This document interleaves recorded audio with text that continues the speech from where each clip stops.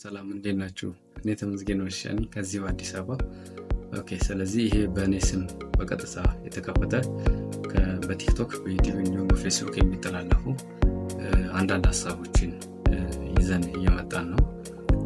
አካውንቱንም በዋናነት የምንጠቀመው የተለያዩ ሀሳቦችን ለመንሸራሸር፣ በጎ ሀሳቦች የሚንሸራሸሩበት፣ ውይይት የሚደረግበት፣ አዳዲስ የስራ ፈጠራዎች የሚቀርቡበት፣ አዳዲስ ትምህርታዊ ግኝቶች የሚቀርቡበት ፕሮግራም ነው።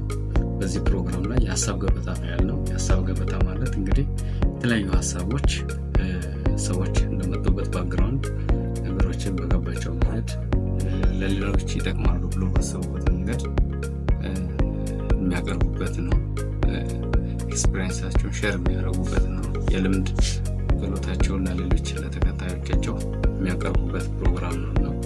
እዚህ ፕሮግራም ላይ የተለያዩ ሰዎች ቀርበው ንግግር የሚያደርጉበት፣ አስተማሪ የሆኑ ሀሳቦችን የሚያቀርቡበት፣ ሌሎችም ከዚሁ ትምህርት የሚያገኙበት ፕሮግራም ነው እና ይህንን ፕሮግራም በስፋት ለመጀመር እዚሁ አዲስ አበባ ላይ